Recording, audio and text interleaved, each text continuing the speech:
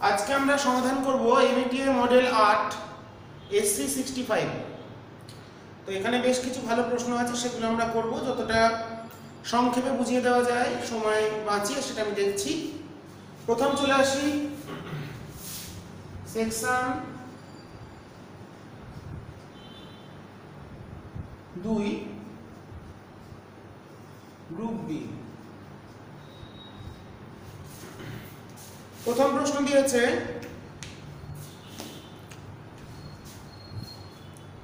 একশো মাইক্রোকুলম মানের দুটি আধানের মধ্যবর্তী দূরত্ব 10 সেমি থেকে 20 সেমি থেকে 10 সেন্টিমিটার দূরত্ব পরিবর্তন করতে কার্যগত মানে স্থিতিশক্তির পরিবর্তন।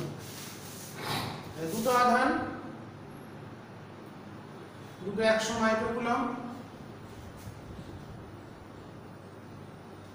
তাহলে এক্ষেত্রে কৃতকার্য মানে স্থিতিশক্তির পরিবর্তন।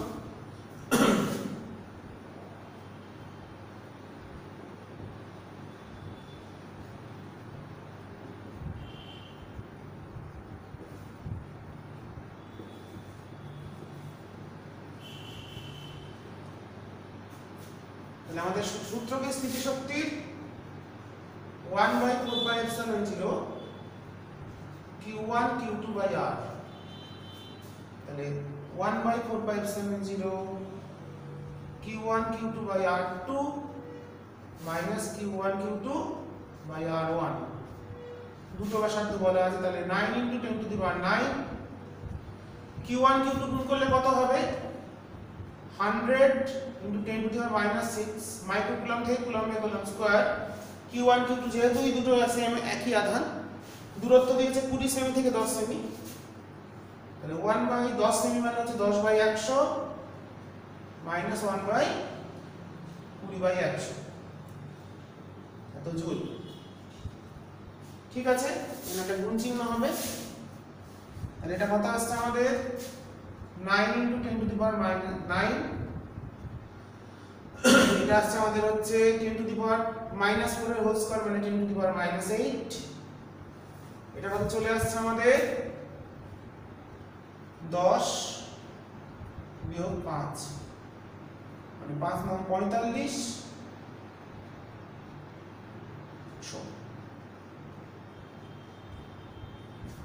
450 জুল কার্য করতে হবে। ঠিক আছে, ছবিটা ক্লিয়ার? হ্যাঁ, 450 জুল কার্য করতে হবে এক্ষেত্রে। এরপরে আমরা চলে যাব 2 নম্বর প্রশ্ন। দুটি তারের দৈর্ঘ্য ব্যাস রোধাঙ্কের অনুপাত দেওয়া আছে, প্রথমটি 10 ওহম হলে দ্বিতীয়টি কত? তাহলে রোধের অনুপাতটা বার করে নিই। দৈর্ঘ্যের অনুপাত, ব্যাসের অনুপাত, রোধাঙ্কের অনুপাত, তিনটেই হচ্ছে 2:1।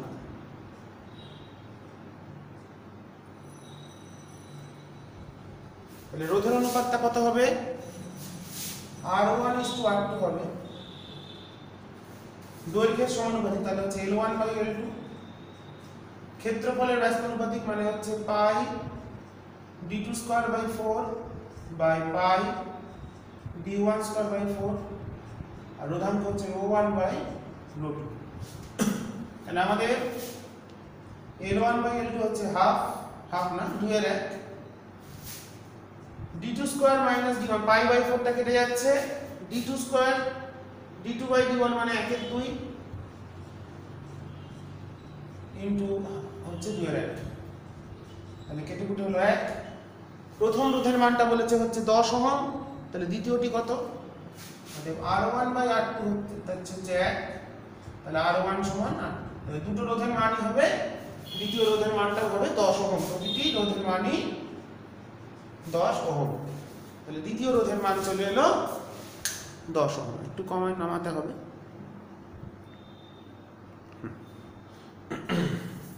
এরপর আমরা নেক্সট প্রশ্নে চলে যাব।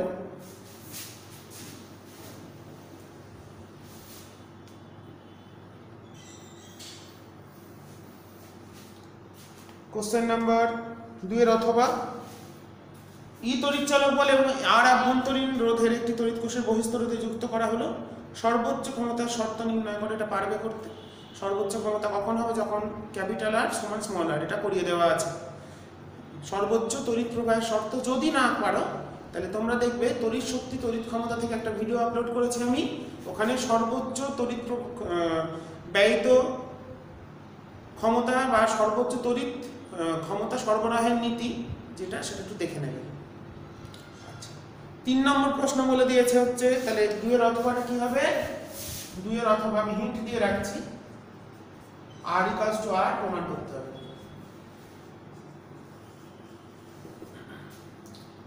3 এর কোশ্চেন দিয়েছে আপেক্ষিক চৌম্বক ভেদ্যতা এবং চৌম্বক প্রবণতার সম্পর্ক স্থাপন করো, মানে প্রমাণ কি করতে হবে? μr = 1 + x, এটাই হচ্ছে প্রমাণ করো।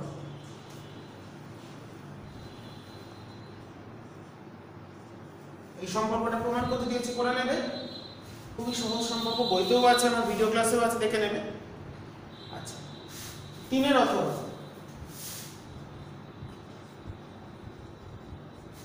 3 এর অথবা বলেছে দুটি বৃত্তাকার পরিবাহী লুপের ব্যাসার্ধ 1:2 যদি সমান পরিমাণ প্রবাহ যায় তাহলে চৌম্বক ভ্রামকের অনুপাত কত? ব্যাসার্ধের অনুপাত বলে দিয়েছে 1:2, I1 = I2, দুটো প্রবাহ একই সমান I, ব্যাসার্ধের অনুপাত 1:2, তাহলে PM 1:PM2, ভ্রামকের চৌম্বক ভ্রামক হচ্ছে PM = IA, তাহলে I1 pi R1² = I2 pi R2², I দুটো সমান, তাহলে চলে এলো R1 / R2² তাহলে হলো 1/4, তাহলে চৌম্বক ভ্রামকের অনুপাত হলো 1:4, তাহলে চৌম্বক ভ্রামকের অনুপাত হলো 1:4। যেহেতু এখানে কারেন্টটা সমান, I গুলো কেটে গেল, বাই কেটে গেল, R1 / R2 দিয়েছে 1/2, অতএব R1 / R2² হবে 1/4। প্রিজমের ন্যূনতম চ্যুতির শর্ত নির্ণয় করা, I1 = I2, R1 = R2, এটা দেখিয়ে দিই একটু ছোট্ট করে। তো চারেরটা আমরা চ্যুতিকোণের সূত্র কি জানি? I1 + I2 - a, এটাকে লিখছি আমরা √I1 - √I2² plus 2√I1 I2 - a। তাহলে এখানে ডেল্টা ন্যূনতম হবে, মানে সর্বনিম্ন চ্যুতি যখন √I1 - √I2² = 0, যখন এই হোল স্কয়ারটা শূন্য হবে তখন চ্যুতির মানটা সবচেয়ে ছোট হবে। তাহলে অতএব এখান থেকে আমরা পেয়ে গেলাম I1 = I2। এবার আমরা প্রিজমের দুটো তলের প্রতিসরণের ক্ষেত্রে আমরা μ সমান লিখতে পারি sin I1 / sin R1, যা হবে sin I2 sin R2, তাই হবে। এবার এখানে যদি I1 I2 সমান হয় তাহলে নিশ্চয়ই R1 R2 অবশ্যই সমান হবে, যেহেতু মিউটা ধ্রুবক। তাহলে এখানে যেহেতু I1 I2 সমান, তাহলে এখান থেকে আমরা বলতে পারি অতএব যেহেতু I1 = I2 ও মিউ কনস্ট্যান্ট, মিউ ধ্রুবক, অতএব R1 = R2। তাহলে I1 = I2 এবং R1 = R2 আমরা প্রমাণ করে ফেললাম। ওকে, নেক্সট আমরা চলে যাব পরের প্রশ্ন কি আছে দেখবো সেটা। 4 এর অথবাই দিয়েছে ব্যতিচার অপবর্তনের পার্থক্য লেখো দুটি, তোমরা এটা করে নিতে পারবে। 5 নম্বর জেনার ডায়োড কি? জেনার ডায়োড হচ্ছে একটা বিশেষ ধরনের পিএন জাংশন ডায়োড, যাতে ডোপিং এর মাত্রাটা একটু বেশি করা হয়। জেনার ভঞ্জক বিভব কি? জেনার ডায়োডকে বিপরীত বায়াসে যুক্ত করে যদি বিপরীত বায়াসিং ভোল্টেজের মান ধীরে ধীরে বৃদ্ধি করা হয়, সেক্ষেত্রে আভ্যন্তরীণ তড়িৎ ক্ষেত্রের প্রভাবে ওর ভেতরে যে আমাদের বন্ধন সৃষ্টিকারী, যেটা পি টাইপ আর এন টাইপের, সেখানে যে সমযোজী বন্ধনগুলো থাকে জেনার ডায়োডের মধ্যে, সেই আভ্যন্তরীণ তড়িৎ ক্ষেত্রের প্রভাবে সেই আমাদের বন্ধনগুলো সম্পূর্ণরূপে ভেঙে যায় এবং হোল ইলেকট্রনের সংমিশ্রণ শুরু হয়। তার ফলে উচ্চমানের ঋণাত্মক তড়িৎ প্রভাব পাওয়া যায় একটি নির্দিষ্ট বিভবে, সেটাকেই বলা হচ্ছে জেনার ভঞ্জক বিভব, এবং এই ঘটনাকে বলা হচ্ছে জেনার ব্রেকডাউন বা জেনার ভঞ্জক। ঠিক আছে, বা বিভব যদি চাই তাহলে সংখ্যাটা লিখতে পারো। জেনার ডায়োডকে বিপরীত বায়াসে যুক্ত করে বিপরীত বায়াসিং ভোল্টেজের মান ধীরে ধীরে বৃদ্ধি করতে থাকলে একটি নির্দিষ্ট বিভবের পর থেকে উচ্চমানের ঋণাত্মক তড়িৎ প্রবাহ পাওয়া যায় এবং বিভবের মানটা স্থির হয়ে যায়। এই নির্দিষ্ট বিভবকেই বলা হচ্ছে জেনার ভঞ্জক বিভব বা জেনার ব্রেকডাউন ভোল্টেজ। অথবা কি দিয়েছে লজিক গেট, কি যে লজিক গেট বা লজিক বর্তনী কাকে বলা হয়? যে ব্যবস্থার সাহায্যে আমরা বুলিয়ান বীজগণিতের নিয়মগুলিকে ডিজিটাল বর্তনীতে প্রয়োগ করতে পারি। মানে বুলিয়ান বীজগণিতের যে নিয়ম, যোগ গুণ, এই যে নিয়মগুলো, সেগুলো আমরা তড়িৎ বর্তনীতে বা ইলেকট্রনিক্স সার্কিটের ক্ষেত্রে ব্যবহার করতে পারি। সেটাই হচ্ছে লজিক গেট। ন্যান্ড গেট ব্যবহার করে কি করবেন? অ্যান্ড গেট করে ফেলতে পারবে, এটা সহজ। আচ্ছা, চলে যাই আমরা 6 মানে গ্রুপ সি তে চলে যাচ্ছি এবার।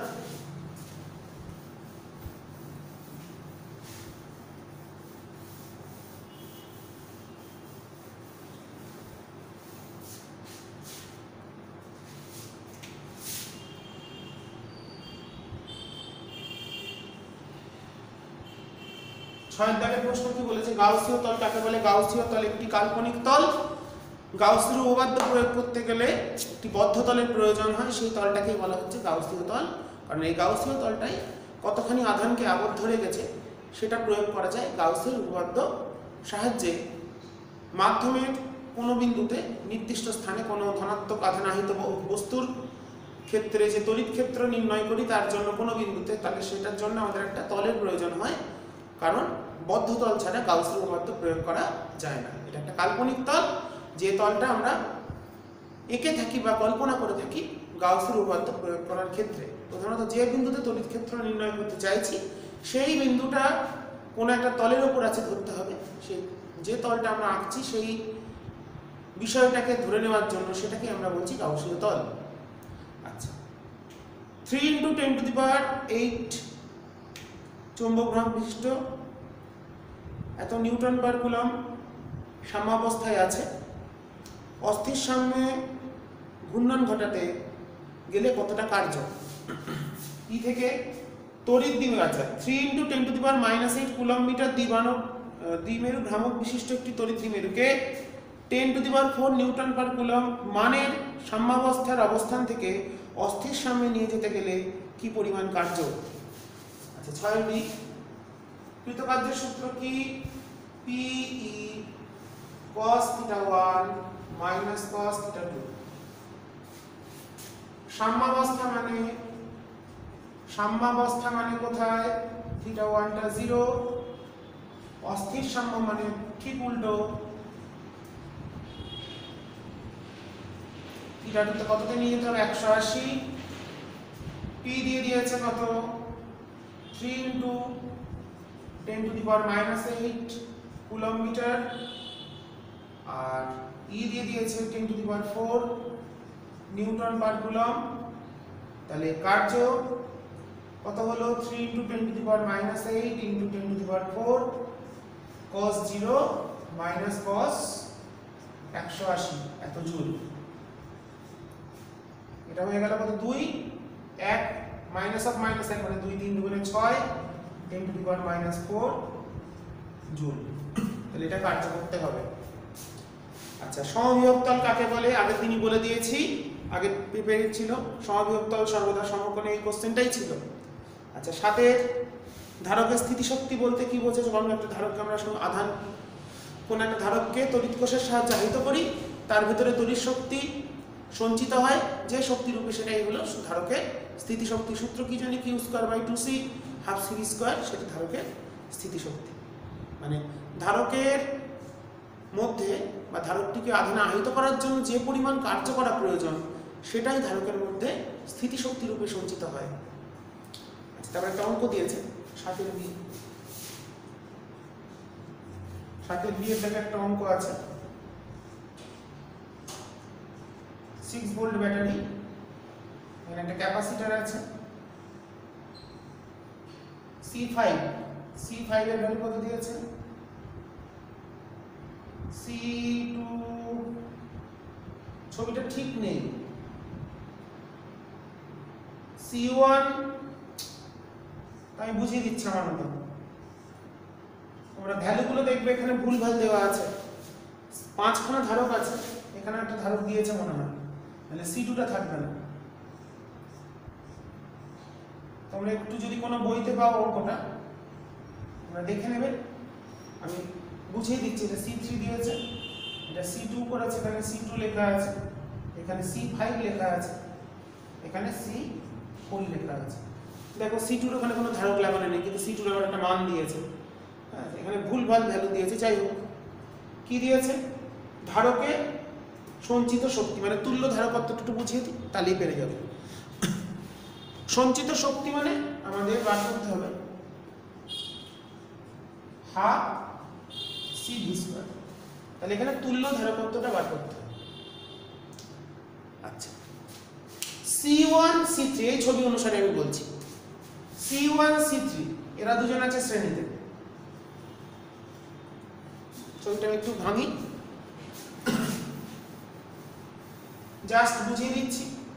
C1 C3 শ্রেণীতে আছে, তার মানে আমরা যেটা পাবো C1 C3 মিলে একটা পাবো, CS পেলাম, তার সঙ্গে C2টা এখানে যুক্ত আছে।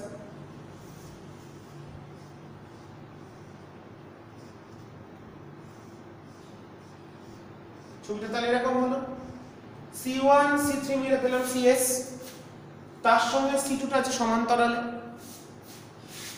তাহলে এরা দুজন কিসে আছে, সমান্তরাল, এরা দুজন সমান্তরালে আছে।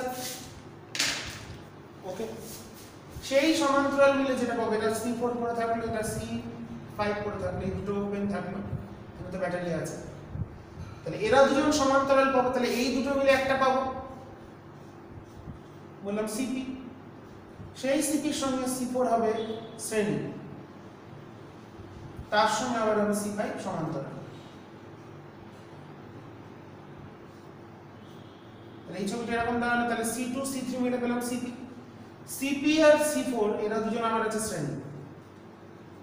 তাহলে হিসাবটা করে নেবে, মানগুলো যেহেতু ঠিকঠাক দেওয়া নেই আমি হিসাবটা করতে পারলাম না, এরা দুজন আছে শ্রেণী, সেই দুটো মিলে একটা পাবো, যেটা পাবো তার সঙ্গে হবে সমান্তরাল। ঠিক আছে, এই দুটো মিলে তাহলে একটা পেলাম CS', তার সঙ্গে C5 যেটা আছে, তারা দুজন আছে, এরা দুজন আছে সমান্তরাল। তোমরা একটু বইতে অঙ্কটা খুঁজবে, অনুশীলনীতে ছায়া প্রকাশনী বা সাঁতরাতে আশা করি পাবে। ঠিক আছে, তাহলে কি হলো, C1 C3 মিলে হলো CS শ্রেণীতে এরা দুজন, তার সঙ্গে C2 হলো সমান্তরাল, CS আর C2 সমান্তরাল, সেই দুটো মিলে পেলাম CP, CPর সঙ্গে C4 নিচেরটা হলো শ্রেণী, এই দুটো শ্রেণী, এই দুটো মিলে পেলাম CS', এই CS' এর সঙ্গে C5 আছে সমান্তরাল, তাহলে আলটিমেটলি আমরা সবকটা মিলে একটা পাবো, একটা C পেয়ে যাব, দিয়ে হাফ CV² করব, উত্তর চলে আসবে। কিন্তু অঙ্কের মানগুলো দেওয়া নেই ঠিক করে, সেই জন্য অঙ্কটা করানো গেল না। আশা করি বুঝতে পেরেছো। এবার আমরা পরের প্রশ্নে যাব।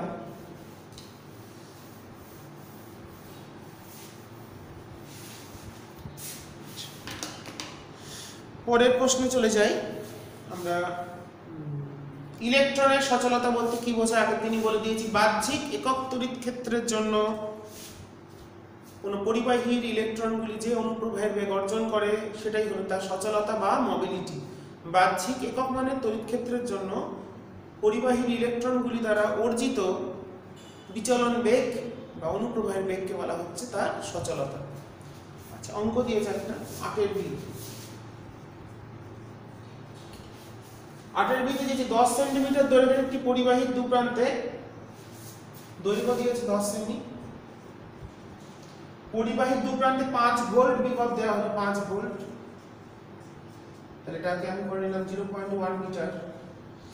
ওকে, বিচলন বেগ প্রতি সেকেন্ডে ভিডি দিয়ে দিয়েছে, প্রতি সেকেন্ডে কত 2.5 into 10 to the power -2 centimetre per second বলে দিয়েছে। ওকে, তাহলে সচলতা কত, ভিডি ইকুয়ালস টু মিউ ই, ভিডি সমান মিউ ই, তাহলে মিউটা আমাদের বার করতে হবে। মিউ সমান হচ্ছে, তাহলে আচ্ছা এটাকে একটু ভেঙে লিখি, মিউ ইটাকে লিখতে পাচ্ছি ভি বাই এল, দেখ তাহলে মিউ কত চলে এলো ভিডি ইনটু এল বাই ভি, প্রত্যেকটা ভ্যালু আছে, ভিডি দেওয়া আছে সেমিতে, এটাকে মিটারে করে নেবে, এটাকে মিটারে করবে, এলটা মিটারে করে দিয়েছি, ভিটা ভোল্টে আছে। ঠিক আছে, এখানে মানগুলো বসিয়ে আমাদের ক্যালকুলেশনটা করে নিতে হবে। এককটা কি হবে,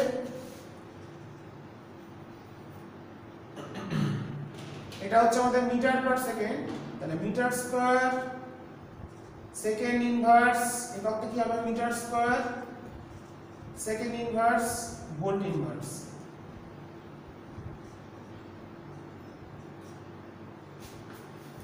metre square second inverse into volt inverse, এটা হচ্ছে মোবিলিটি বা সচলতা। মিটার থেকে সেমিতে করতে গেলে এটা হয়ে যাবে 2.5 10 to the power -4 metre per second, 100 দিয়ে ভাগ হয়ে গেল, তাহলে সবকটা মান বসিয়ে দেবে। ভিডি পেয়ে গেছি, এল পেয়ে গেছি, ভি বিভব পার্থক্য পেয়ে গেছি, বসিয়ে দেবে, উত্তর চলে আসবে। আচ্ছা, পরের কোশ্চেনে যাব আমরা এবার। নেক্সট, কোষের তড়িৎচালক বল, কোষের কোন কোষের তড়িৎচালক বল কোন কোন বিষয়ের উপর নির্ভর করে? থিওরিটিক্যাল কোশ্চেন, পারবে আশা করি। n সংখ্যক তড়িৎ কোষকে কোষের প্রতিটি তড়িৎচালক বল E এবং আভ্যন্তরীণ রোধ R, এদের শ্রেণী সমবায় যুক্ত করে একটি বদ্ধ বর্তনী গঠন করা হলো। তড়িৎ কোষগুলির মধ্যে দুটি তড়িৎ কোষ ত্রুটিপূর্ণ হলে ওই কোষ দুটির মধ্যে যে বিভব প্রভেদ হবে তার রাশিমালা প্রতিষ্ঠা করো। ভালো প্রশ্ন, দেখি আমরা চলে যাচ্ছি এবার 8 অথবা বি। প্রথমটা করে নেবে, তড়িৎচালক বল কিসের উপর নির্ভর করে? 8 অথবা বি।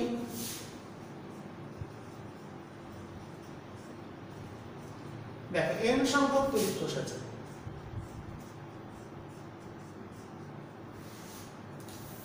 এদের মধ্যে যে কোনো দুটো উল্টো ভাবে জানানো আছে, যে এটাকে জুড়ে দিয়েছে, আই কারেন্ট যাচ্ছে, তাহলে এখানে ত্রুটিপূর্ণ দুটো, তাহলে মোট কতগুলো আছে? মোট সংখ্যা হচ্ছে আমাদের n খানা বলেছে। হ্যাঁ, প্রত্যেকটা তড়িৎচালকগুলি আভ্যন্তরীণ রোধ R n সংখ্যক তড়িৎ কোষকে যুক্ত করেছে। তো দেখো আমাদের এখানে n খানার মধ্যে কতগুলো ঠিকঠাক ভাবে যুক্ত আছে আমরা দেখতে পাচ্ছি। ঠিকঠাক ভাবে যুক্ত আছে হচ্ছে n-2 খানা, আর দুটো আছে উল্টো ভাবে লাগানো।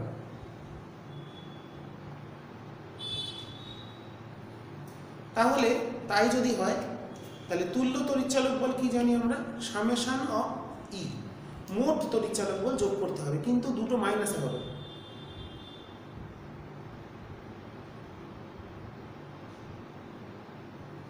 আচ্ছা, সেটা দেখি তাহলে কি করে। যে আমাদের এই যে দুটো একটা বললাম, ধরো এ আর বি দুটো কোষকে আমরা উল্টো লাগিয়েছি, তাহলে তুল্য ইএমএফ কত হবে? মোট আছে n খানা, তার মধ্যে দুটো উল্টো, তাহলে ঠিক আছে হচ্ছে n-2, তাহলে n-2 ইনটু e -2e। যদি সবগুলো ঠিক থাকতো তাহলে তো এই নি, ধরো 10টা আছে, একটা বুঝে নি, 10টা আছে, 10টার মধ্যে বললাম দুটো ভুল, তার মানে 8 খানা ঠিক, দুটো ভুল, তাহলে কার্যকর কত হলো? 6। মানে একটা যদি উল্টো লাগাই তাহলে মাইনাস হবে 2, দুটো উল্টো লাগালে মাইনাস হবে 4। দেখো অটোমেটিক্যালি 4 চলে এসেছে। n খানা বলেছিল তো আমাদের প্রশ্ন,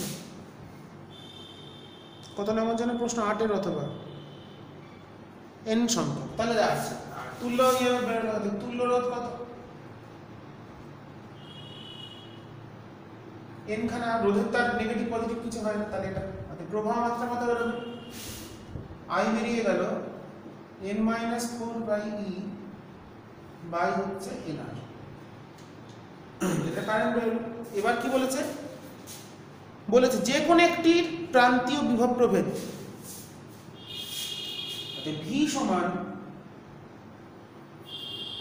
প্রান্তীয় বিভব প্রভেদ ভি সমান হচ্ছে ই মাইনাস আইআর। এবার একটা জিনিস বুঝতে হবে, সাধারণত কারেন্ট প্লাস থেকে বেরোয়, এদিক দিয়ে বেরোয়, এদিকে বেরোয়।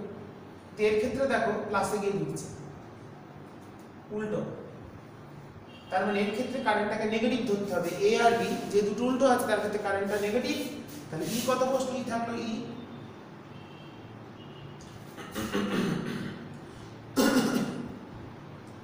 মাইনাস মাইনাস মাইনাস প্লাস হয়ে গেল। আইটা কত বেরিয়েছিল আমাদের? n minus 4 into e by nr into r. তাহলে আর আর কেটে গেল, তাহলে হলো ne plus ne minus 4e by n। তাহলে ইটা কমন যাচ্ছে, 2e কমন যাচ্ছে, 2e by n, 2e by n, n minus 2 by n। এরকম কিছু না, এটাই উত্তর আসছে আমাদের। এটা আসছে আমাদের ইটা কমন নিলাম, 2n মাইনাস 4 বাই n। এটাকে বিচ্ছেদ করলে হচ্ছে 2e by 2 into 1 minus 2 by n। এরকম একটা উত্তর চলে এলো, 2e into 1 minus 2 by n। তো অঙ্কটা আমাদের হলো। এরপর আমরা নেক্সট সমস্যায় যাব। এটা খুব ভালো অঙ্ক, তোমরা ভালো করে দেখবে, অঙ্কটা ইন্টারেস্টিং অঙ্ক। তাহলে মনে রাখতে হবে যে কোষের ক্ষেত্রে প্রবাহটা নেগেটিভে গিয়ে থেকে বেরিয়ে পজিটিভে ঢুকবে, মানে উল্টোটা হবে, তার ক্ষেত্রে কিন্তু V equals to E plus IR. Generally যখন কোনো একটা তড়িৎ কোষকে অন্য একটা তড়িৎ কোষ দিয়ে আহিত করা হয়, সেই আহিতকরণের সময় ওই তড়িৎ কোষের তড়িৎচালক বলটা থেকে বিভব প্রভেদের মান বেশি হয়ে যায়, ভি ইকুয়ালস টু হয় ই প্লাস আইআর। সাধারণত ব্যাটারি প্লাস থেকে কারেন্ট বেরিয়ে মাইনাসে ঢোকে, কিন্তু যদি উল্টোটা হয়, মাইনাস থেকে বেরিয়ে প্লাসে ঢোকে, মানে উল্টো ডিরেকশনে চলে আসে, তার ক্ষেত্রে আইটাকে কিন্তু মাইনাস আই বসাতে হবে।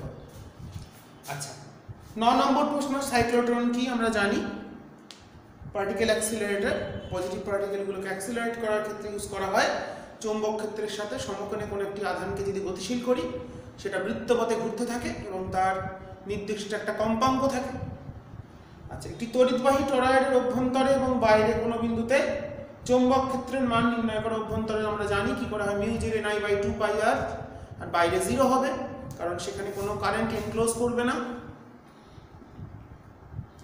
আচ্ছা, নেক্সট কি বলেছে ওরা দেখিয়ে দেবে, integration b dot dl equals to μ0 ni, আইটা 0 বাইরের ক্ষেত্রে, আর অভ্যন্তরে যদি হয় সেক্ষেত্রে এনক্লোজ করবে।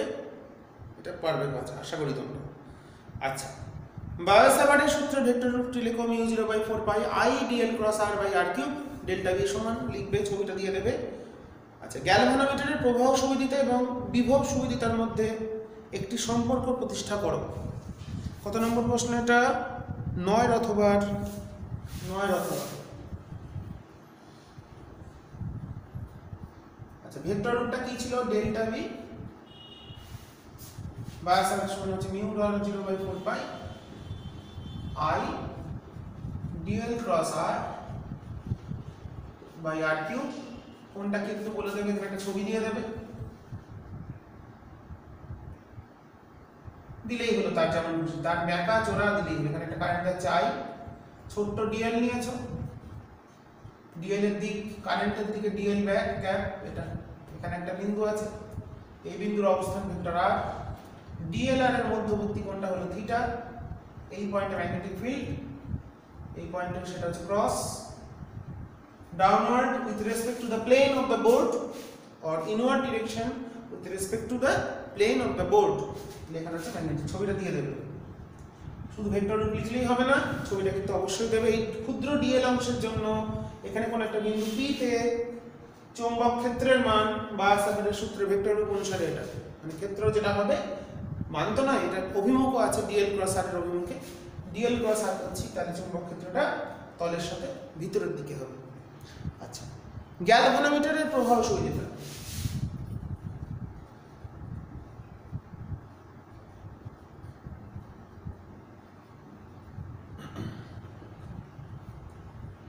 প্রবাহ ও বিভব সুবিধা। আমরা জানি গ্যালভানোমিটারের ক্ষেত্রে tau equals to C theta, আর টাউ এর ফর্মুলা জানি BINA সমান সি থিটা। তাহলে আমাদের এটাকে যদি i এর রেসপেক্টে ডিফারেন্সিয়েট করি, অর্থাৎ d থিটা bi সমান আসছে c বাই bn।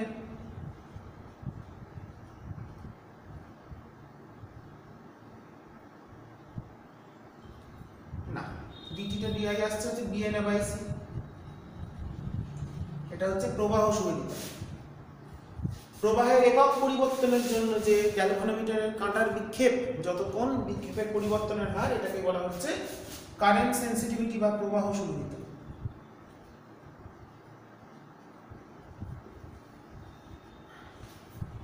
আর বিভব সুবিধা মানে হচ্ছে theta by V, D theta DV মানে বিএনএ বাই সিআর।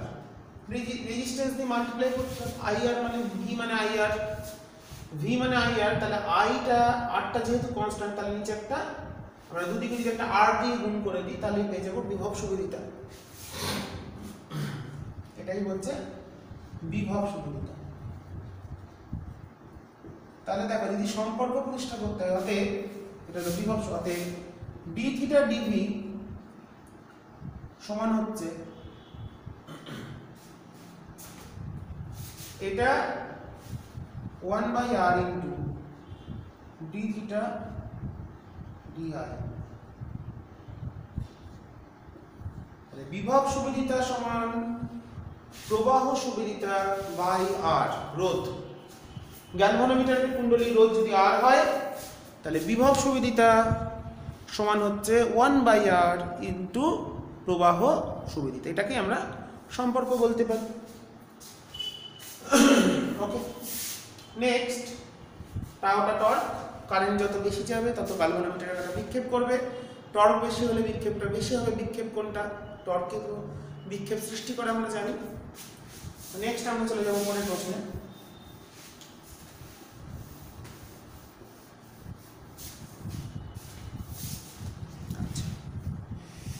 হলো 10 নম্বর প্রশ্ন দিয়েছে, অ্যাম্পিয়ারের পরিক্রমণ উপপাদ্যটি বিবৃত করো এবং অসীম দীর্ঘ ঋজু পরিবাহীর ক্ষেত্রে চুম্বক ক্ষেত্র μ0/4π2I/r প্রমাণটা করবে অ্যাম্পিয়ার থেকে। অ্যাম্পিয়ারের এরকম একটা ছবি আছে 10 নম্বরে। 10 এর ক্ষেত্রে আমি জাস্ট অ্যাম্পিয়ারের সূত্র কি হয় আমি জাস্ট সূত্রটা লিখছি, স্টেটমেন্ট আমি এমনি বলে দিচ্ছি, মিউ এন আই ইনভার্স। কোন বদ্ধ পথ বরাবর চৌম্বক ক্ষেত্র ভেক্টরের পথ সমাকলনের মান ওই বদ্ধ পথ দ্বারা পরিবেষ্টিত প্রবাহ মাত্রার μ0 গুণ। এখানে n পাক বলে n গুণ লিখেছি, নাও লিখতে পারো, শুধু তোমরা মনে করতে পারো i আছে, ENC এনক্লোজ। তাহলে কোন বদ্ধ পথ বরাবর চৌম্বক ক্ষেত্র ভেক্টরের পথ সমাকলনের মান ওই বদ্ধ পথ দ্বারা পরিবেষ্টিত প্রবাহ মাত্রার μ0 গুণ। তো দীর্ঘ ঋজু পরিবাহীর ক্ষেত্রে আমরা এটাকে দীর্ঘ ঋজু যদি পরিবাহী ধরি, তাহলে এখানে একটা r দূরত্বে এখানে চৌম্বক ক্ষেত্র বার করব, তো এটাকে r ব্যাসার্ধের একটা পথ কল্পনা করে নিলাম। এখানে কারেন্ট যদি উপর দিকে যায় I, তাহলে এখানে চৌম্বক ক্ষেত্রের দিক ছোট যদি dl ধরি, এখানে dl ভেক্টরের দিক কোন দিকে হবে? এদিকে, অ্যান্টি ক্লকওয়াইজ। আবার চুম্বক ক্ষেত্রের দিকটাও এদিকে করে দিচ্ছি আমি। তো এই যদি ছবিটা হলো এটা, তাহলে b ডট dl চলে আসছে μ0 ইনটু এই বদ্ধ তলটা, বদ্ধ পথটা কতখানি ভেতর দিয়ে কতটা কারেন্ট গেছে, I কারেন্ট গেছে, দ্যাট ইজ I। তাহলে এটা হয়ে যাচ্ছে close b dl cos 0 degree. কেন? এখানে b আর dl এর দুটো একই অভিমুখে, তাহলে দুটো ভেক্টর যদি একই অভিমুখী হয় তাদের মধ্যবর্তী কোণ হয় 0 ডিগ্রি। তো mu 0 i, তাহলে b dl কে ইন্টিগ্রেট করলে পুরো পরিধি পাবো 2 pi r সমান mu 0 i, তাহলে b চলে গেল mu 0 by 4 pi 2 i by r। এটাই আমাদের প্রমাণ করতে দিয়েছে, করে দিলাম। একটু লিখে নেবে তোমরা, আমি জাস্ট ক্যালকুলেশনটা দেখিয়ে দিচ্ছি। 10 অথবা চৌম্বক ক্ষেত্রে গতিশীল কণার উপর ক্রিয়াশীল বল কোন কোন ক্ষেত্রে শূন্য হতে পারে? 1 নম্বর হচ্ছে যদি গতিশীল আধানটা চৌম্বক ক্ষেত্রের সাথে 0 ডিগ্রি কোণে বা 180 ডিগ্রি কোণে গতিশীল হয়, সেক্ষেত্রে ক্রিয়াশীল বল শূন্য হবে। 1 নম্বর, থিটাটা কত? 0 বা 180, ফার্স্ট পয়েন্ট। সেকেন্ড পয়েন্ট, চৌম্বক ক্ষেত্রে F সমান q ভিভি sin থিটা। প্রশ্নটা কি বলে? চৌম্বক ক্ষেত্রে গতিশীল আধান, তাহলে এই দুটো পয়েন্ট হবে, আর কিছু হবে না। আধান আছে মানে q নট ইকুয়াল টু 0, চুম্বক ক্ষেত্র আছে b নট ইকুয়াল টু 0, গতিশীল মানে v নট ইকুয়াল টু 0। তাহলে চুম্বক ক্ষেত্রের সমান্তরালে বা বিপরীত সমান্তরালে মানে 0 ডিগ্রি কোণে বা 180 ডিগ্রি কোণে গেলে এই দুটো ক্ষেত্রেই চুম্বক বলের মান শূন্য হবে। বোর ম্যাগনেটনের রাশিমালা প্রতিষ্ঠা করে এটা করিয়ে দিয়েছি, কোন একটা মডেলে দেখে নেবে। প্রথম বোর কক্ষপথে আবর্তনরত ইলেকট্রনের চৌম্বক ভ্রামক pm সমান e by 2m into l, l এর মানটা বসিয়ে দেবো nh বাই 2 পাই, তাহলে n into eh by 4 pi m, eh by 4 pi m কেই বলা হচ্ছে বোর ম্যাগনেটন। মানগুলো বসিয়ে ক্যালকুলেশন করে নেবে। গাড়ির 11 নম্বর প্রশ্ন। পরের প্রশ্নে যাবো আমরা এবার। প্রত্যেকটা প্রশ্ন ধরে ধরে আলোচনা করে দিচ্ছি, তোমরা একটু ভালো করে শুনবে, তাহলেই বুঝে যাবে, কোনো সমস্যা হবে না। গাড়ির ভিউ ফাইন্ডার হিসেবে কোন ধরনের লেন্স ব্যবহার করা হবে? উত্তল লেন্স। কোন ধরনের দর্পণ ব্যবহার করা হয়? উত্তল দর্পণ। কেন? কারণ উত্তল দর্পণের দৃষ্টিক্ষেত্র বেশি হয়, বস্তুগুলো ক্ষুদ্র হয় এবং দৃষ্টিক্ষেত্র মানে অনেকটা জায়গাকার চিত্র আমরা খুব ছোট জায়গার মধ্যে দেখতে পাই, কারণ উত্তল দর্পণের দৃষ্টিক্ষেত্র বেশি হয়। এই কারণে উত্তল দর্পণকে আমরা ভিউ ফাইন্ডার বা রিয়ার ভিউ মিরর হিসাবে ব্যবহার করে থাকি। 11 একটা অঙ্ক, কারণ তাহলে উত্তরটা কি হলো? শর্টে লিখে দিই উত্তল দর্পণ। সেকেন্ড পয়েন্ট কি বললাম? দৃষ্টিক্ষেত্র বেশি।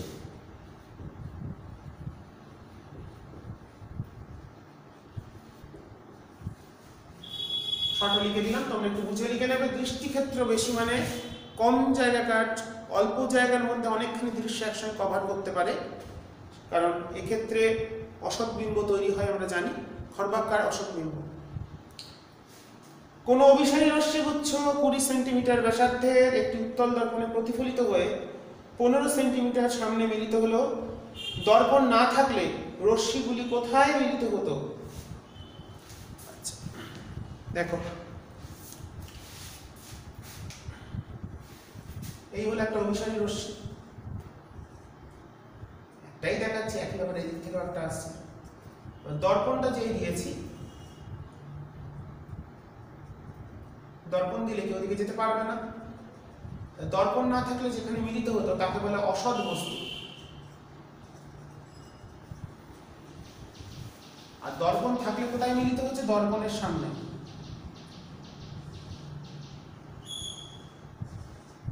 কিউতে মিলিত হয়েছে, কিউটাকে বলা হয় সৎ বিন্দু। তাহলে এটা হচ্ছে প্লাস, এটা মাইনাস, এটা হলো ইউ, এটা ভি প্রতিবিম্ব যেখানে পেয়েছি, আর আর বলে দিয়েছি 20 সেমি। এর আটটা পজিটিভ, কেন? এর কেন্দ্র সবসময় ডান দিকেই থাকবে, প্লাসের দিকে থাকবে। তাহলে আমাদের সূত্র কি? তাহলে বলেছে দর্পণের অবর্তমানে কোথায় মিলিত হয়?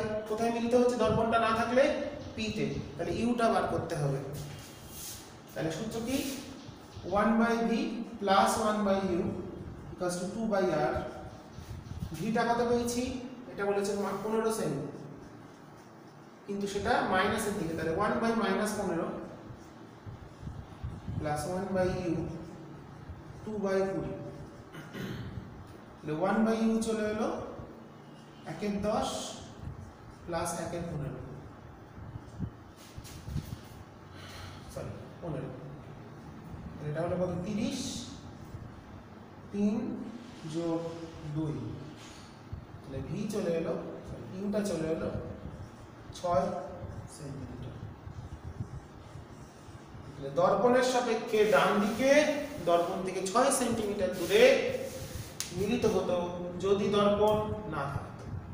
দর্পণ না থাকলে কোথায় মিলিত হতো?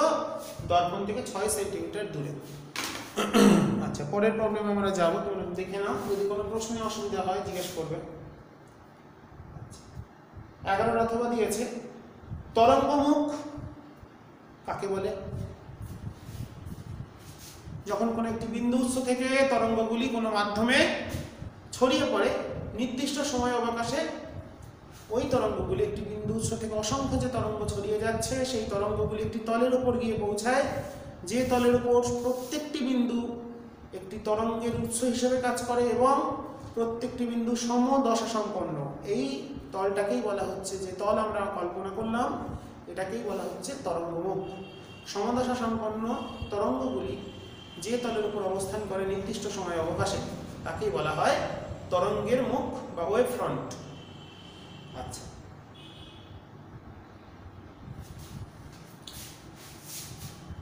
নেক্সট 11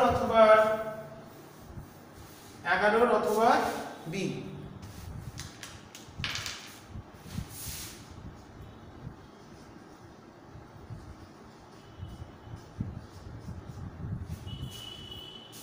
দুটি সুসংগত উৎসের তীব্রতার অনুপাত I1:I2 দিয়েছে 1:2, I1:I2 দিয়েছে 1:2, কিন্তু কালিটা আসছে না ভালো। তাহলে আমাদের ক্যালকুলেট করতে বলেছে Imax minus Imin by Imax plus Imin, এটা কত নির্ণয় করতে হবে। তো Imax by Imin এর যে সূত্র জানি সেটার সাহায্যে আমরা নেব। তো আমরা কি জানি? Imax by Imin সমান √IU2 plus √IU1 by √IU2 minus √IU1।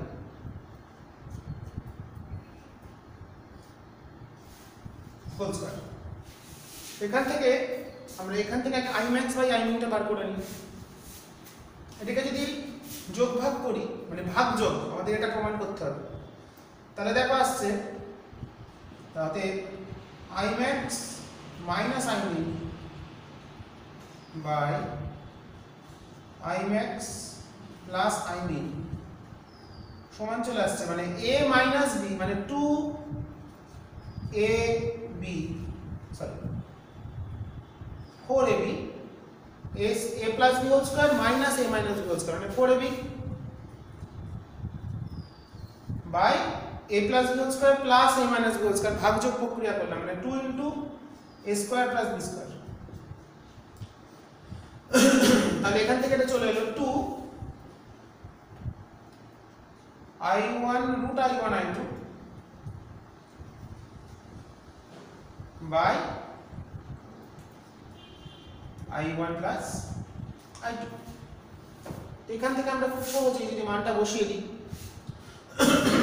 এটাকে যদি আমরা একটা কাজ করি, তাহলে I1 কে যদি বলি I, I2 কে বলি 2I, তাহলে মানটা বসিয়ে দিলে উত্তর চলে আসবে। তাহলে অতএব অ্যানসারটা কত চলে এলো? সমান, আমি এখানে সমান চিহ্ন দিয়ে লিখছি, 2 √I1 মানে √I into √2 √2I by I1 plus I2 মানে 3I। তাহলে দেখো এখান থেকে I কেটে গেছে, তাহলে 2 √2/3 2√2/3 এটাই হলো আমাদের অ্যান্সার। একটু ক্যালকুলেশনটা দেখে নেন, আমি তাও বলে দিলাম কিভাবে আসছে। এই হলো প্রসেস, আমরা এইভাবে অঙ্কটা করে ফেলতে পারি। যদি তীব্রতার অনুপাত দেওয়া থাকে সেখান থেকে আমরা এই রাশিমালাটার মানটা কি করলাম, Imax বাই Imin এর যে সূত্র জানি সেটাকে কাজে লাগালাম, দিয়ে ভাগযোগ প্রক্রিয়ার সাহায্য নিয়ে এর মানটা চলে এলো 2i1i2 2√i1i2 by i1 plus i2। দিয়ে সেখান থেকে আমরা মানটা বসিয়ে আমাদের যেখানে i1 কে ধরলাম i আর i2 কে ধরলাম 2i, যেহেতু রেশিও বলেছে 1:2, তাহলে মান বসিয়ে দিলে আমরা পেয়ে গেলাম √i i কেটে গেল 2√2/3। তাহলে এটাই আমাদের অ্যান্সার হয়ে গেল অঙ্কটার ক্ষেত্রে। তোমরা তার একটু ক্যালকুলেশনটা দেখে নিও, এটাই আসবে। নেক্সট চলে যাই, এখানে আমি 1:2 দেওয়া ছিল তীব্রতার অনুপাত, অসুবিধা নেই। আচ্ছা, 11 নম্বর কোশ্চেন কমপ্লিট হলো।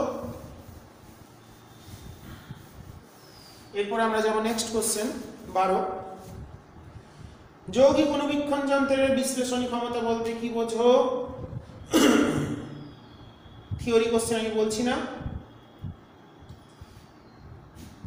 যৌগিক অনুবীক্ষণ যন্ত্রের বিশ্লেষণী ক্ষমতা, কারণ যৌগিক অনুবীক্ষণ যন্ত্রে কি কি থাকে, অবজেক্টিভ লেন্স আর আইপিস লেন্স, দুটোর যে আমাদের দুটোর যে মোট বিশ্লেষণী ক্ষমতা মানে কি দুটো কাছাকাছি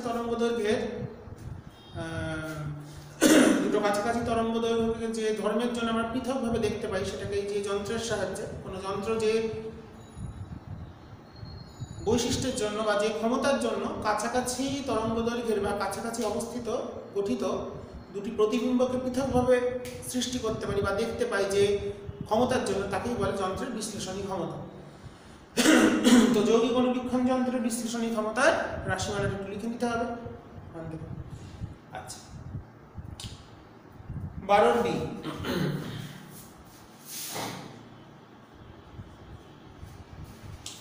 12B বলেছে 5 × 10⁻14 হার্জ কম্পাঙ্কের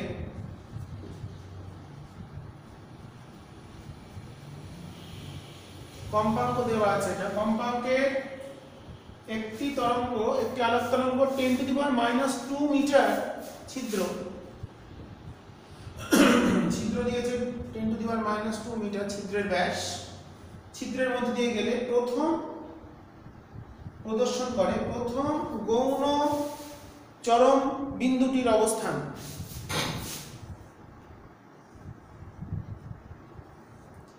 এটা প্রথম গৌণ, এটা কত হয়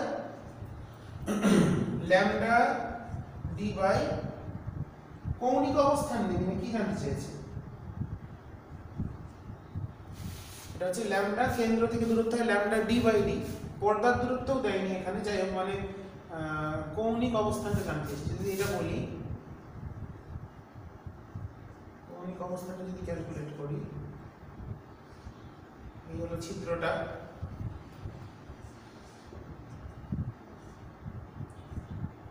এই গ্যাপটা হলো d, এইটা হলো মানে ক্যাপিটাল D। কৌণিক অবস্থানটাই জানতে চেয়েছে, কারণ ক্যাপিটাল D দেওয়া নেই। কৌণিক অবস্থান মানে থিটা, মানে tan থিটার মানে এটা বাই d, মানে λ/d করতে হবে। তো রাইট, তো আগে আমাদের কি করে নিতে হবে, ল্যামডা একটু ক্যালকুলেট করে নিতে হবে। ল্যামডা মানে হচ্ছে c/μ, 3 × 10⁸ divided by 5 × 10⁻14। তাহলে এটা আমাদের কত আসছে ভ্যালুটা, ক্যালকুলেশনটা করব। এমনি হয়ে যেত, খুব একটা সমস্যার কিছু নেই। 6000 অ্যাংস্ট্রম নাকি, 3 × 10⁸ ডিভাইডেড বাই আসছে 5 × 10⁻14, মানে 6000 অ্যাংস্ট্রমই আসবে। হ্যাঁ, 6000 অ্যাংস্ট্রম মানে 6 × 10⁻⁻7 মিটার। তাহলে মানটা এখানে বসিয়ে দিই, তাহলে 6 × 10⁻7 ডিভাইডেড বাই 10⁻² রেড, মানে 6 × 10⁻5 রেডিয়ান। এটা কৌণিক অবস্থানটাই জানতে চেয়েছে, কারণ এখানে পর্দার দূরত্বটা অঙ্কটার ক্ষেত্রে পর্দার দূরত্ব কিছু বলে দেয়নি, তাহলে কত কোণে এক সাইড দিয়ে যদি দেখি, প্রথম গৌণ অবম যেটা, কোনটা যেন আমরা গৌণ অবম বলছি, সরি প্রথম গৌণ চরণ, আচ্ছা আমি অবমটা বার করেছি, এটা বের হলো অবমের প্রথম গৌণ চরণ, তো এটা মানে 3/2 থাকবে একটা, মানে এইটুকু হচ্ছে 3/2, মানে দেড়, এটা এক ধরলে এটা হাফ, তাহলে এখানে 3/2 থাকবে, 3/2। প্রথম গৌণ, প্রথম বার করেছিলাম অবমটা বার করেছিলাম, এইটা চরম বলেছে, এইটা হচ্ছে প্রথম গৌণ অবম, আর এইটা হচ্ছে এই বিন্দুটা হচ্ছে প্রথম গৌণ চরম। তাহলে 3/2 দিয়ে এটা গুণ করে দিতে হবে, 3/2 মানে 9 × 10⁻⁵ রেডিয়ান, এই কোণে প্রথম গৌণ অবম বিন্দুটি পাওয়া যাবে। ওকে, করে নেবে। প্রথম গৌণ অবম বললে হতো 6 × 10⁻⁵, যেহেতু বলেছে গৌণ চরম, তাই এটাকে যদি আমরা 1 ধরি, এটা আরো হাফ বেশি, তাহলে 1.5 হলো, 1.5 মানে 3/2 দিয়ে গুণ করে দিলাম। যদি দ্বিতীয় গৌণ চরম বলতো তাহলে 5/2, দ্বিতীয় অবম বললে দ্বিগুণ, মানে এটা 1 2 এরকম করে ভাগ হতে হতে যাচ্ছে। হিসাবটা একটু দেখে নেব। আচ্ছা, 12 কমপ্লিট। এরপর আমরা নেক্সট কোশ্চেনে যাব। পর্দার দূরত্ব দেওয়া নেই, তাই আমরা কৌণিক অবস্থানটা বার করলাম। আচ্ছা, 12 অথবা দিয়েছে। আচ্ছা, পরের অথবা প্রশ্নটা পারবে তোমরা। উত্তল লেন্সের সমস্যা সংক্রান্ত যে 7টা ভিডিও বলছি, একটা ভিডিওতেই 7টি ঘটনা করানো আছে, কেস 7 কেসেস, যেটা রিলেটেড টু আমাদের যে প্রবলেম ফর কনভেক্স লেন্স, এটা তুমি দেখে নেবে একটু। আমি ডেসক্রিপশনে লিঙ্কটা দিয়ে দেবো, বা ভিডিওর মধ্যে তোমরা খুঁজলেই পেয়ে যাবে চ্যানেলে। উত্তল লেন্সের ক্লাস 12 এর লেন্সের যে ভিডিওগুলো আছে তার মধ্যে পেয়ে যাবে, বইতেও পাবে, D = D1 D2। 13তে দিয়েছে থিওরি, হাইগেনের নীতি ত্রুটি প্রমাণ করো। আলোক তরঙ্গ সমবর্তনের পর সমবর্তন কোণে আপতিত হলে প্রতিফলিত প্রতিসৃত রশ্মি সমকোণে আনত থাকবে, মানে ব্রিউস্টারের সূত্রের প্রমাণ। তোমরা ভিডিও ক্লাস দেখতে পারো সমবর্তনের, কিংবা বইতে দেখতে পারো। আচ্ছা, ট্রানজিস্টরের ভূমিকে সর্বদা নিঃসারক ভূমিকে সম্মুখ ব্যাস এবং সংগ্রাহক ভূমিকে বিপরীত ব্যাস রাখা হয়। কেন? কারণ এটা অ্যাক্টিভ রিজিয়ন বা সক্রিয় অঞ্চলে থাকে এবং এটা বিবর্ধক হিসেবে কাজ করে। অর্ধপরিবাহী পিএন ডায়োডটি কোনো একটি বিশুদ্ধ অর্ধপরিবাহী কেলাসের এক প্রান্তে ত্রিযোজী এবং অন্য প্রান্তে পঞ্চযোজী অপদ্রব্য ডোপিং করে যে অবিশুদ্ধ অর্ধপরিবাহী তৈরি করা হয় তাকে বলা হয় পিএন সংযোগ। কোনো বিশুদ্ধ অর্ধপরিবাহীর এক প্রান্তে ত্রিযোজী এবং অন্য প্রান্তে পঞ্চযোজী অপদ্রব্য ডোপিং এর মাধ্যমে যে অবিশুদ্ধ অর্ধপরিবাহী তৈরি করা হয় তাকে বলা হয় পিএন সংযোগ। আচ্ছা, সুইচ হিসেবে ট্রানজিস্টরের ব্যবহার লেখো, নট গেটের সত্য সারণী ঘটে একটু দেখে নেবে। আচ্ছা, পরে চলে যাই গ্রুপ ডি। এবার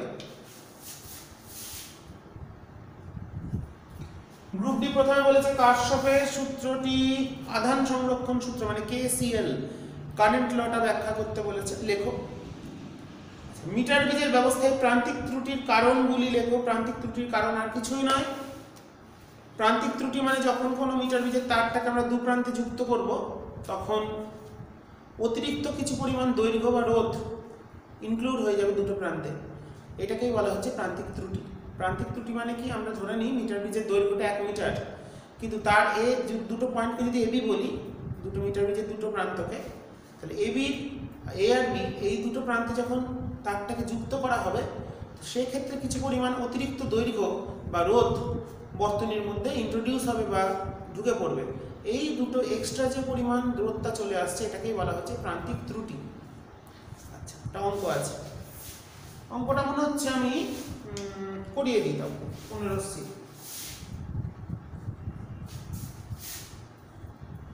অঙ্কটা র্যাপিড টেস্টে মনে হচ্ছে করিয়েছিলাম।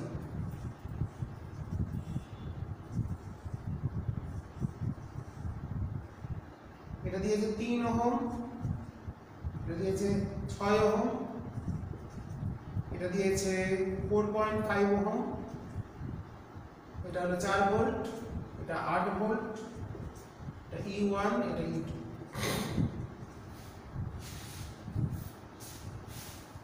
আচ্ছা, E1 এর আভ্যন্তরীণ রোধ বলা আছে, E1 এর 0.05 এর মানটা খুবই কম, 0.5 হবে। তোমরা এটা কারেকশন করবে, 0.5 ওহম হবে, এত কম আভ্যন্তরীণ রোধ হয় না।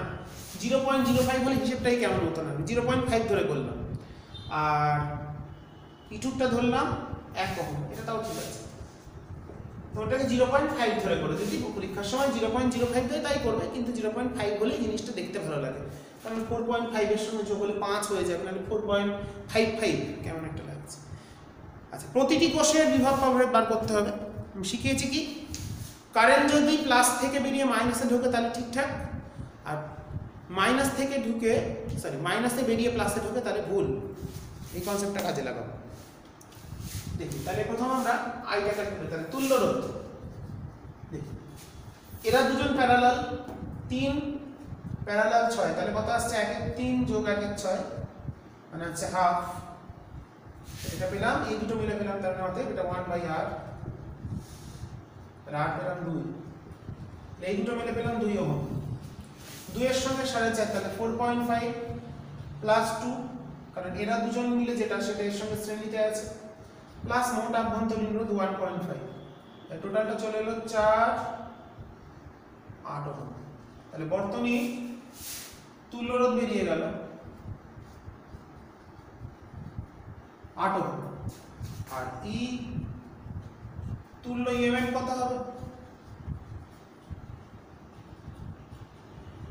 দেখ, এটা বড় এটা ছোট, তাহলে 8 বিয়োগ 4, এফেক্টিভ কারেন্ট এদিকে যাওয়া উচিত, কারণ 8টা বড়,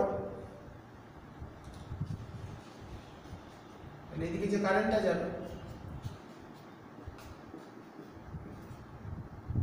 আই সমান কত হবে? তুল্য ভোল্টেজ হলো 8, 4/8, হাফ অ্যাম্পিয়ার। বর্তনীর প্রবাহ মাত্রা হলো হাফ অ্যাম্পিয়ার, অতএব E1 কোষের ভি হবে E1, কারেন্টটা দেখো প্লাসে গিয়ে ঢুকছে মাইনাসে, তাহলে ওটা উল্টো। এটার ক্ষেত্রে ঠিক আছে, প্লাস দিয়ে বেরিয়ে মাইনাসে ঢুকছে, আর এখানে প্লাসে ঢুকে মাইনাসে বেরোচ্ছে, তাহলে এটা ঠিক আছে, এটা ভুল। তাহলে এর ক্ষেত্রে কারেন্টটা মাইনাস, তাহলে E1 plus I R1, R E2 কোষের ক্ষেত্রে বিভব প্রভেদ হবে V2, E2 মাইনাস, ঠিক আছে, মানে মাইনাস I R2। তাহলে কত প্রথমটা আসছে? E1 টা কত ছিল 4, প্লাস I কত বলেছে হাফ ইনটু 0.5, বাবা দুটোই হাফ, মানে 4.25।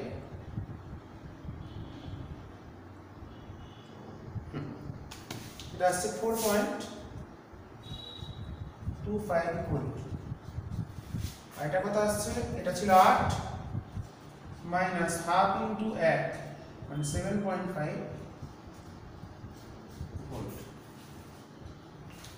ওকে, তাহলে যে তড়িৎ কোষের সাপেক্ষে দেখলে প্রবাহটা প্লাস থেকে বেরোচ্ছে মাইনাসে ঢুকছে সেটা ঠিক আছে, আর যে তড়িৎ কোষের সাপেক্ষে দেখলে প্রবাহটা প্লাসে গিয়ে ঢুকছে মাইনাসে বেরোচ্ছে তাহলে সেটা ভুল আছে। তার ক্ষেত্রে কারেন্টটাকে ভি ইকুয়াল টু হয় ই মাইনাস আইআর, কিন্তু বিপরীত প্রবাহ যদি ঘটে সেক্ষেত্রে প্লাস হয়ে যাবে। এটা একটু খেয়াল রাখবে তোমরা, এটা খুব একটা গুরুত্বপূর্ণ পয়েন্ট এক্ষেত্রে। তো এরপর আমরা নেক্সট কোশ্চেনে যাব।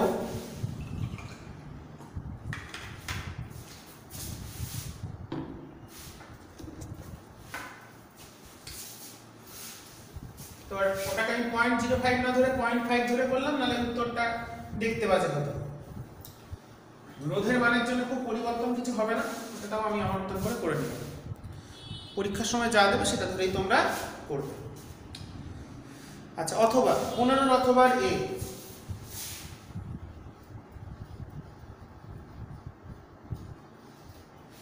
কি বলছে? একটি বৈদ্যুতিক বাল্বের বিভব প্রভেদ 1% হ্রাস পেলে রোধের পরিবর্তন নগণ্য হলে ক্ষমতার শতকরা পরিবর্তন কত? আমরা কি জানি P = v²/r, তার মানে dp/p সমান তাহলে কত হবে 2 × dv/v। পার্সেন্টেজ দুদিকে একটা 100 দিয়ে এটাকে এরকম করলাম, তা কি করলাম এটাকে তুমি দেখিয়ে দিই না তোমরা বুঝতে পারবে না। dp/dv কত আসছে দেখো 2v/r, অর্থাৎ dp সমান আসছে 2v/r dv। এটাকে আমি এটা দিয়ে ভাগ করব, তাহলে হচ্ছে অতএব ক্ষমতার শতকরা পরিবর্তন মানে কি এটা dp মানে পরিবর্তন বাই p, আপেক্ষিক পরিবর্তন ইনটু 100 সমান 2 ইনটু এটাকে ভাগ করলে dp/v। তাহলে এবার ক্ষমতা শতকরা হ্রাস বলেছে 1%, সুতরাং ক্ষমতা না সরি বিভব প্রভেদের শতকরা, তাহলে 2 ইনটু এটা তাহলে 2%। তাহলে ক্ষমতা, তাহলে ডাইরেক্ট সূত্রটা কি মনে রাখবো p সমানুপাতিক v², অতএব p এর পরিবর্তনের হার হবে পাওয়ারটা কত 2 ইনটু v এর পরিবর্তনের হার। ডাইরেক্ট লিখবো এইভাবে, তাহলে আমাদের এতটা খাটতে হবে না, পাওয়ারটা সামনে চলে আসবে, পাওয়ারটা সামনে চলে আসবে। তাহলে ক্ষমতা 2% হ্রাস পাবে, যেহেতু সোজা কথা পাওয়ার দিয়ে মাল্টিপ্লাই হয়ে গেল, 2 × 2 সমানুপাতিক বলে ওটাও হ্রাস পেয়েছে, বিভব হ্রাস পেলে ক্ষমতা হ্রাস পায়, আর স্কয়ারের প্রপোর্শনাল তাই 2 গুণ হয়ে গেছে। আচ্ছা, ধাতব তারের অনুপ্রবাহের বেগ প্রবাহ ঘনত্বের সম্পর্ক নির্ণয় করবে Vd = I/n এ প্রমাণ করে, যে হচ্ছে n VDE প্রমাণটা করবে। রোধের উষ্ণতা গুণাঙ্ক কি বলে আমরা জানি, কোন একটি পরিবাহীর প্রতি একক প্রাথমিক রোধে এবং প্রতি একক উষ্ণতা বৃদ্ধিতে রোধের যে পরিবর্তন ঘটবে সেটাই হলো তার উপাদানের উষ্ণতা গুণাঙ্ক। আচ্ছা,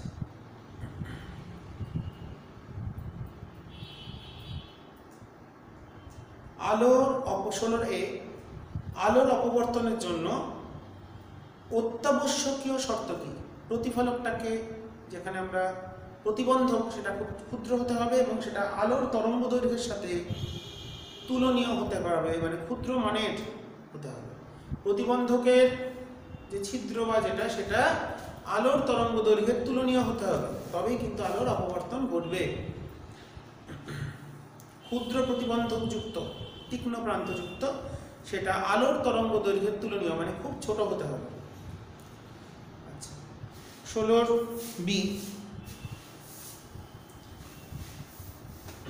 প্রত্যেকটা প্রশ্ন নিয়ে পেয়েছে ভালো, খুব ইম্পর্টেন্ট প্রশ্ন, মানে পেজটা এটা আমাদের ভালো প্রশ্নগুলো।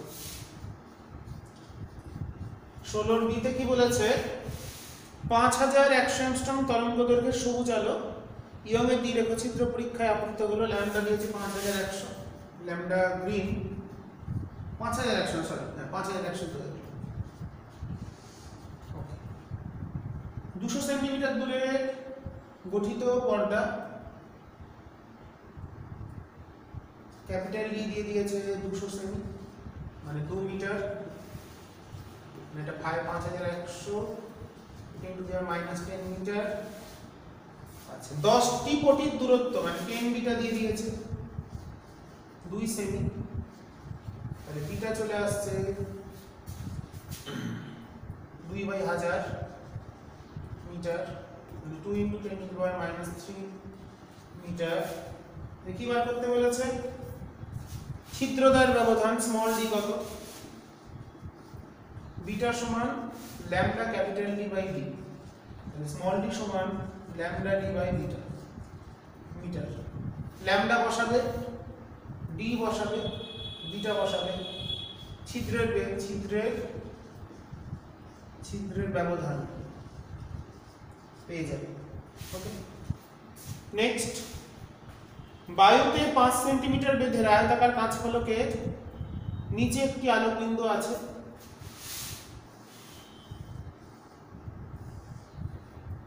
এটা 5 সেমি বলে দিয়েছে। 5 সেন্টিমিটার বেধের নিচে একটি আলোক বিন্দু আছে, সোর্স।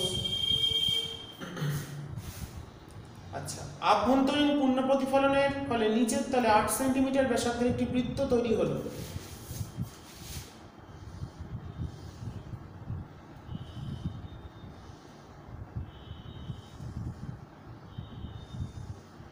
তাহলে এটা হচ্ছে 8।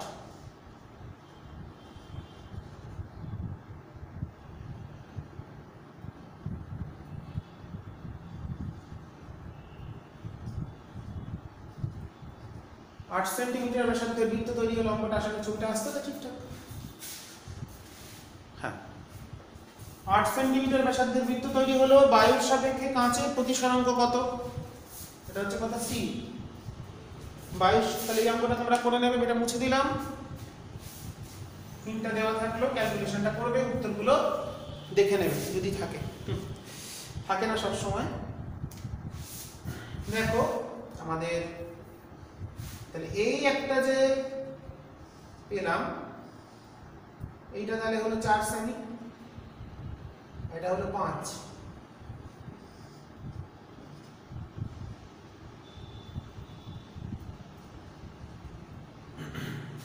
এটা সংকট কোণ বা তার থেকে একটু বেশি, তাহলে sin থিটা c সমান কত আসছে? 4 বাই লম্ব বাই অতিভুজ রুট ওভার 5 স্কয়ার বিয়োগ 4 স্কয়ার, 25 বিয়োগ 16 মানে 4 এর 3।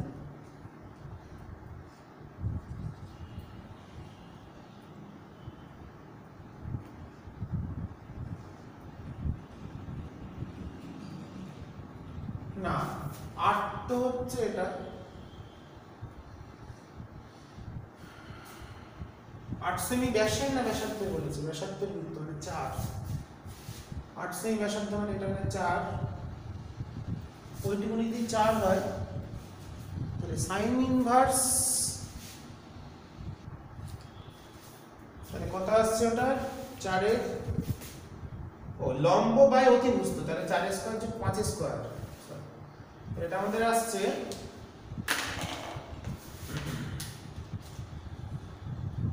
4 বাই রুট 41। তাহলে মিউ মানে কত? sin থিটা সমান আমরা জানি 1 বাই মিউ, তাহলে মিউ চলে এলো 1 বাই sin থিটা সমান রুট 41 বাই 4। কত উত্তর আসছে আমরা দেখে নিই অঙ্কটা।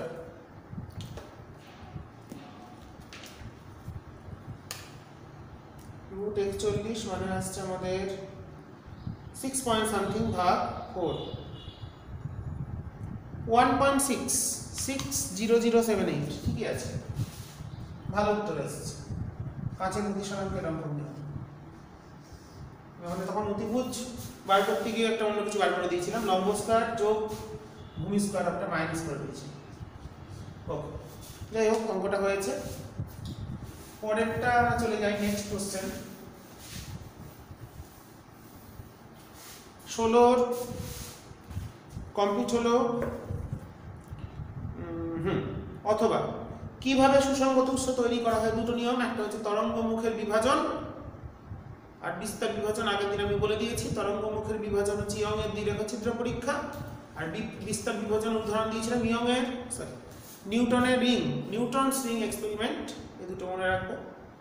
ফ্রনহফারের একক রেখাচিত্র পরীক্ষায় কৌণিক বেধের রাশিমালা প্রতিষ্ঠা করা অপবর্তনের ভিডিও ক্লাস দেখে নেবে।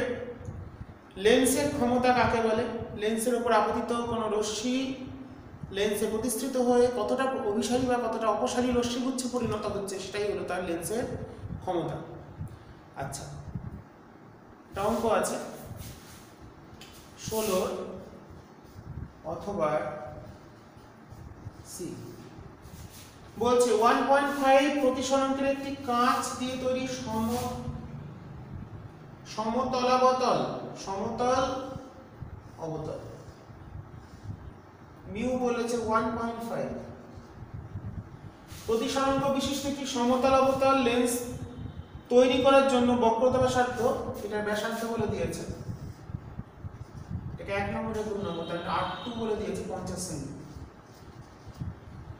আচ্ছা, তাহলে কি বার করতে হবে? লেন্সের ক্ষমতা কত, একটা বার করে ফেলি। তাহলে f সমান 1/f, এটাই তো পাওয়ার, তাহলে একটা বার করি 1/f হচ্ছে μ - 1 1/r1 - 1/r2, তাহলে μ কত 1.5 - 1। কাঁচ বলেছে তো কাঁচের প্রতিসরাঙ্কই তো দিয়ে দিয়েছে, হ্যাঁ, তাহলে 1/r1, r1 টা কত, এটা হচ্ছে সমতল, সমতলের ক্ষেত্রে r1 টা তাহলে অসীম, তাহলে 1/∞ মাইনাস এটার কেন্দ্রটা প্লাসের দিকেই আছে, তাহলে 1/50, তাহলে হচ্ছে 0.5 বাই মাইনাস আসছে এখানে 50, মানে কত 100। তাহলে ফোকাল লেন্থটা বেরোলো, তাহলে এফ বেরিয়ে আসছে -100 সেন্টিমিটার, ক্ষমতা হবে হচ্ছে 100/f, তাহলে -1 ডায়াপ্টার। ওকে, কারো ডাউট থাকলে বলবে। অঙ্কটা হয়ে গেছে। নেক্সট আমরা যাব 17 নম্বর প্রশ্ন, কিছুই করার নেই, পূর্ণ তরঙ্গ একীকরণের হিসাবে পিএন ডায়াগ্রামের চিত্র সহ ব্যাখ্যা। আমি ছবিটা আঁকিয়ে দিই, এতদিন ধরে প্রশ্নটা পাচ্ছি, একদিন আঁকিনি, আজ একটু আঁকি।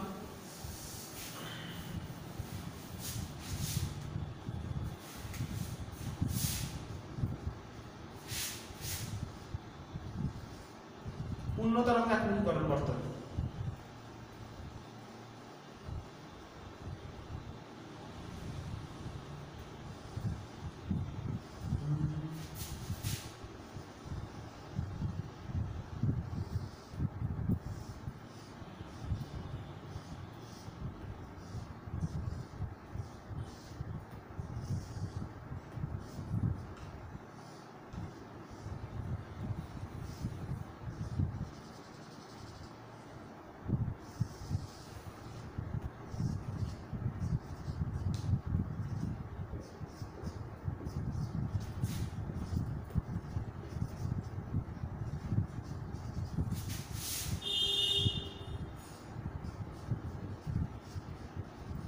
দিয়ে দেবে এরকম একটা বর্তনী, এটা হচ্ছে আউটপুট,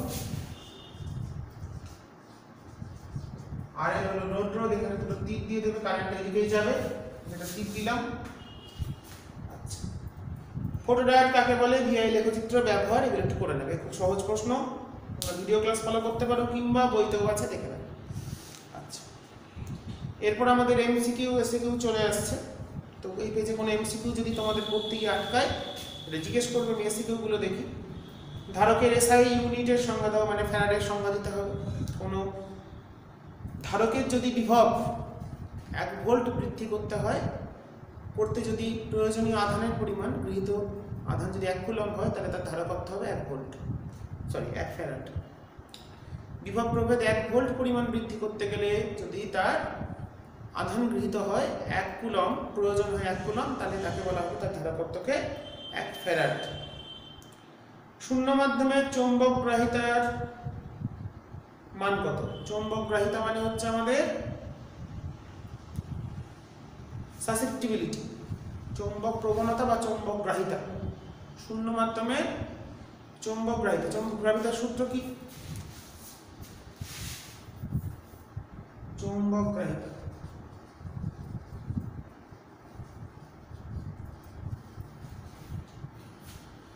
চৌম্বক গ্রাহিতা মানে হচ্ছে কি, μr - 1। এবার শূন্য মাধ্যমে μr কত হয়? আপেক্ষিক চৌম্বক বিদ্যুৎ শূন্য মাধ্যমের কত কি জানে? 1, তাই তো? তাহলে 1 - 1 দ্যাট ইজ 0। তাহলে শূন্য মাধ্যমে চৌম্বক গ্রাহিতা শূন্য হবে, 1 - 1, μr টা 1, আপেক্ষিক চৌম্বক বিদ্যুৎ শূন্য মাধ্যমে আমরা 1 ধরি।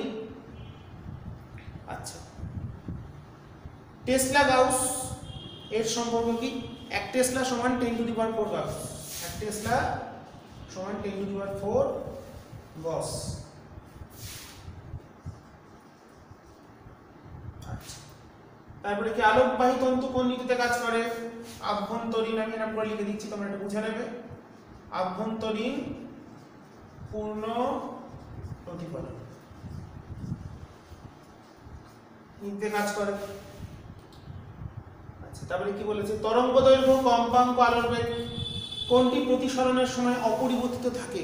কম্পাঙ্ক। কম্পাঙ্ক অপরিবর্তিত থাকে, প্রতিসরণে কম্পাঙ্ক চেঞ্জ হয় না। ট্রানজিস্টরের বিটা বলতে কি বোঝো? বিটা মানে হচ্ছে আই আউটপুট, আউটপুট প্রবাহ বাই ইনপুট প্রবাহ at constant output voltage। Input প্রবাহের পরিবর্তনের সাপেক্ষে আউটপুট প্রবাহের পরিবর্তনের যে পরিবর্তনের হার, যখন আউটপুট ভোল্টেজটা ধ্রুবক থাকবে, মানে যেমন বিটাকে আমরা জানি কি delta IC by delta IB at constant VCE।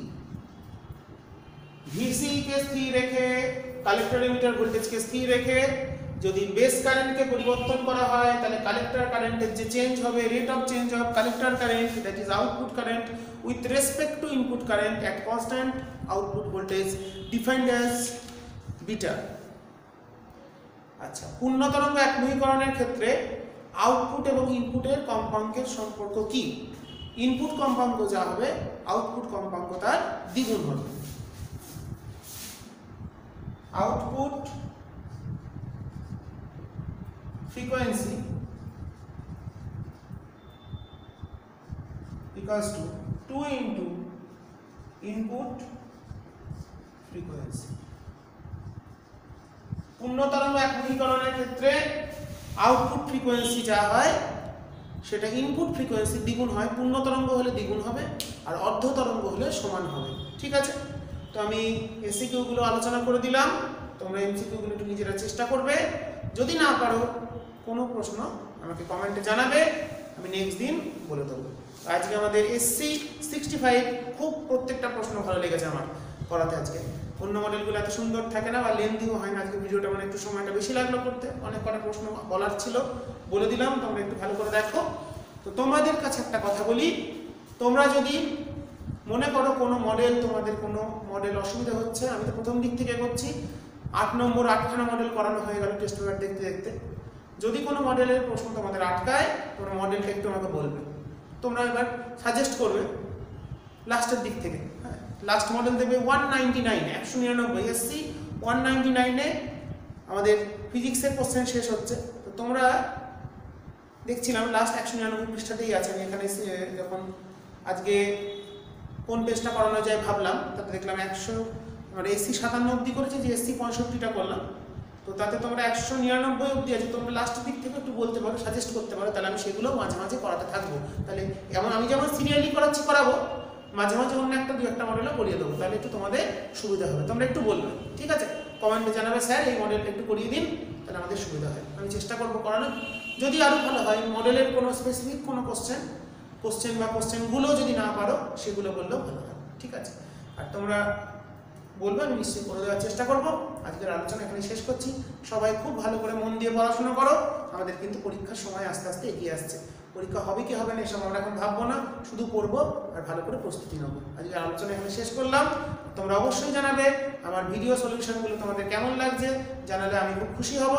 কোনো খারাপ লাগলে সেটাও বলবে, ভালো লাগলে সেটাও বলবে, দুটোই তোমরা বলতে পারো। ঠিক আছে, আজকে আলোচনা এখানে শেষ করলাম। আর যদি মনে হয় কোনো স্যার অঙ্ক করতে গিয়ে ভুল করেছেন, ক্যালকুলেশন ভুল হয়েছে, যেমন আমাকে ধরিয়ে দিয়েছিলে একজন, আমি সেটা আবার আরেকবার করে দিয়েছি, করতে গিয়ে ভুল হতেই পারে, কিন্তু তোমাদের একটুখানি বলা থাকলো। হ্যাঁ, তোমরা একটু বলবে, যদি কোনো জায়গায় মনে হয় ডাউট লাগছে স্যার এখানটা তো ঠিক করলেন না, তাহলে সেটা নিশ্চয়ই অবশ্যই বলবে। সেটা না বললে কিন্তু আপডেট হবে না। তোমরা ভুল শিখে থাকলে, আমারও ভুল করানো থাকলে সেটা বললে আমি নিশ্চয়ই সেটা আপডেট করে, বা কিছু ভিডিও তার আপডেট করা যাবে না, আমি সেটা হয়তো অন্য ভিডিওতে বলে দেবো, এই কোশ্চেনটা ভুল করানো হয়েছিল, তোমরা একটু বলে দিয়েছো, তাই আমি সলিউশনটা একবার রিপিট করে দেবো। ওকে, আজকে এখানেই শেষ করছি আলোচনা। তোমরা ভালো করে সকলে মন দিয়ে পড়াশোনা করো।